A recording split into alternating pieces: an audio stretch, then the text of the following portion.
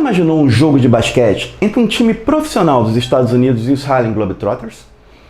Isso mesmo, aquele time que fazia malabarismo com a bola e sacaneava todos os adversários.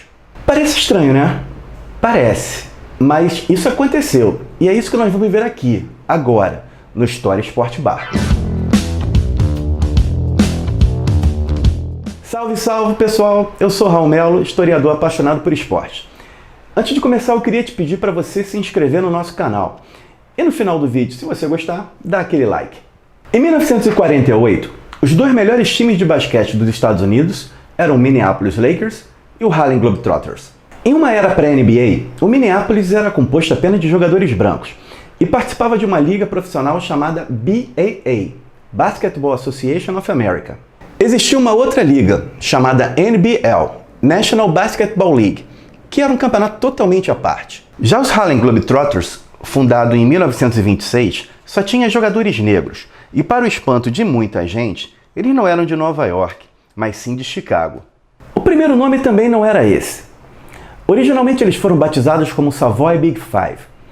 Na verdade, Savoy era o nome de um grande salão de danças, que servia eventualmente para jogos de basquete. O local era onde eles treinavam e jogavam. O time fazia excursões por diversas cidades do interior dos Estados Unidos e chamava a atenção pelo estilo de jogo bastante incomum para a época. Os esportes tinham uma segregação muito forte em todo o território americano. As equipes eram compostas basicamente de integrantes da sua própria comunidade. Assim, nós tínhamos time de basquete da comunidade negra, da comunidade italiana, da comunidade irlandesa. E dificilmente esses times jogavam um contra os outros. Em uma dessas temporadas de excursões, o Savoy ganhou 101 de 117 partidas. Mas da noite para o dia, o salão onde eles jogavam foi vendido e os Big Five perderam o local onde se apresentavam. A saída foi intensificar ainda mais as viagens.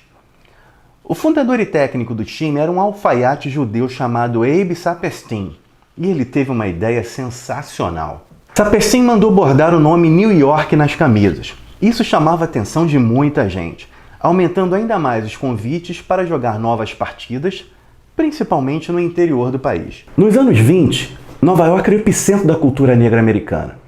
E a música do Harlem, principal bairro negro da cidade, já ultrapassava fronteiras culturais e geográficas. Grandes artistas negros como Billie Holiday ou Duke Ellington eram símbolos dessa cultura fantástica.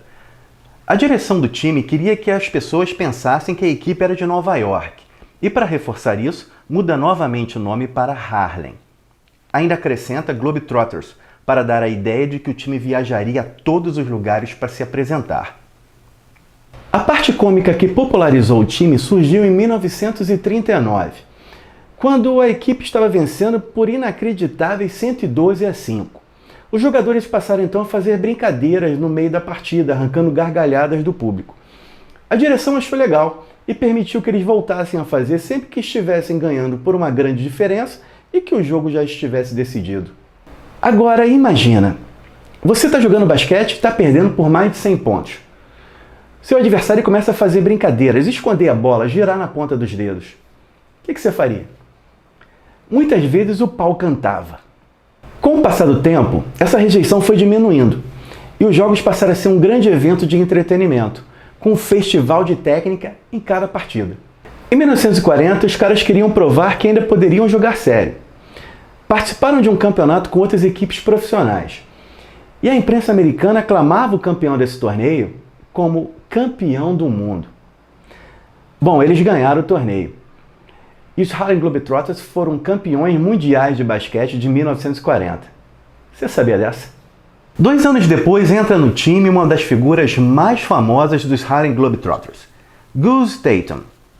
Ele foi o jogador que desenvolveu toda a veia cômica da equipe, criando novas jogadas ensaiadas, inovando nos movimentos e chegando a usar mais de uma bola em quadra para enganar o adversário. Nos anos seguintes, os Globetrotters se tornam ainda mais conhecidos, excursionando por praticamente todos os estados americanos. Só que em 1948, uma outra equipe chamava também a atenção de todo o país, o Minneapolis Lakers. Fundado um ano antes, o time era o favorito ao título do Basketball Association of America.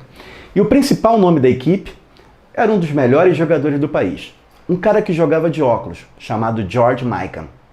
Michael é considerado a primeira estrela do basquetebol profissional americano e criou jogadas que se tornariam bastante comuns nas décadas seguintes. Abe Saperstein, técnico e diretor dos Globetrotters, era amigo do gerente do Lakers. Eles decidiram então marcar um jogo entre eles para ver qual era o melhor time dos Estados Unidos.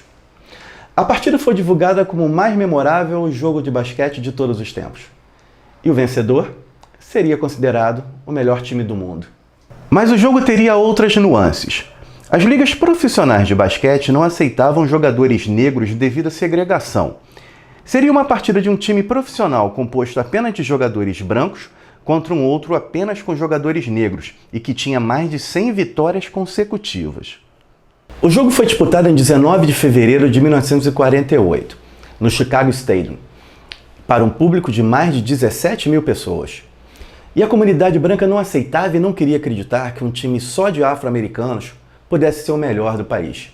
Em um jogo super disputado e cheio de alternâncias no placar, os Globetrotters venceram a partida por 61-59, com uma cesta nos segundos finais. Com a repercussão gigantesca desse jogo, 2 novas partidas foram marcadas, na cidade de cada time. Os Globetrotters venceram novamente no jogo que ocorreu em Chicago, e o Minneapolis ganhou a segunda partida em casa. Esses 3 jogos foram um sucesso de público. Daí alguns empresários decidiram marcar novas partidas entre os 2 times. Só que não teve o mesmo apelo. O cenário já era bem diferente. Em 1949, as 2 ligas de basquete profissional americano decidiram se juntar, criando a NBA. Influenciados pela vitória do time de Chicago, vários times dessa nova liga contrataram muitos jogadores dos Harlem Globetrotters, entre eles Sweetwater Clifton, que foi para Nova York, e Chuck Cooper, que foi para Boston. Era o início de uma nova era. O legado desse primeiro jogo foi fundamental para a quebra de antigas barreiras. Definitivamente o basquete nunca mais seria o mesmo com a participação de jogadores afro-americanos. Em 1960, o Lakers se muda para Los Angeles e passa a ser um dos times mais vitoriosos da NBA. A popularidade do time cresce bastante no mundo inteiro nos anos 80, quando faz finais épicas contra o Boston Celtics. Além disso, tinha jogadores que são icônicos, como Magic Johnson e Kareem Abdul-Jabbar. Nas décadas seguintes, com a chegada de jogadores como Kobe Bryant, Shaquille O'Neal e LeBron James, o Lakers passa a ser um dos times mais populares e carismáticos do mundo. Já os Globetrotters intensificaram as excursões por todo o planeta nas décadas seguintes, reforçando ainda mais a linha de humor com malabarismo durante os jogos. Um exemplo disso aconteceu em Portugal na década de 60. Os jogadores ficaram tocando a bola durante toda a partida contra o adversário e brincaram bastante com o público durante todo o jogo. Nos segundos finais fizeram uma cesta e ganharam de 2-0. Eles visitaram o Brasil pela primeira vez em 1951 e enfrentaram um combinado do Flamengo e do Fluminense no Rio de Janeiro, para um público de mais de 50 mil pessoas. Já vieram 17 vezes aqui. São praticamente locais. Só que apesar de serem considerados astros mundiais, sempre que eles viajavam pelos Estados Unidos, eles enfrentavam um adversário que não era muito fácil de vencer fora das quadras: o racismo. Durante décadas, eles não podiam frequentar hotéis ou restaurantes destinados ao público branco, principalmente em estados do sul. Eram recebidos por reis, papas e presidentes, mas sempre que voltavam para casa tinham que conviver com a segregação racial. Mesmo convivendo com esses problemas, os Globetrotters tiveram nos anos 70 a década de maior sucesso. Além de um programa semanal ao vivo na televisão, ainda tinha um desenho animado produzido pelo famoso estúdio de Hanna-Barbera e contracenavam com personagens bem famosos. Foi nessa época que eles tiveram uma geração de jogadores bem populares e se destacava o carequinha Curly Neal. Os carecas eles sempre são os melhores. A partir dos anos 80, com os jogos da NBA sendo transmitidos para vários países, as excursões dos Globetrotters perderam um pouco do seu encanto. Para trazer novos fãs e dar uma chacoalhada, eles contrataram uma jogadora. Lynette Woodard foi a primeira mulher a jogar em um time masculino de basquete. Depois dela vieram mais 14 mulheres. Isso inclusive deu o impulso para a criação da WNBA, a Liga Profissional de Basquete Feminino, nos anos 90. Atualmente, apesar de não arrastar mais as multidões de décadas atrás, os Harlem Globetrotters ainda são capazes de trazer grandes lembranças aos mais saudosos. Eles também são muito queridos por vários ícones da NBA, inclusive um deles já jogou uma partidinha com os caras. Já a NBA se firmou como uma das ligas de esportes mais amadas do mundo inteiro. E tudo isso começou num jogo tira-teima há 70 e poucos anos atrás. Hoje nós ficamos por aqui. Se você curtiu o vídeo, não deixe de dar o seu like e divulgar para os amigos. E também não deixe de se inscrever no nosso canal para continuar acompanhando essa viagem pela história do esporte. Um abraço!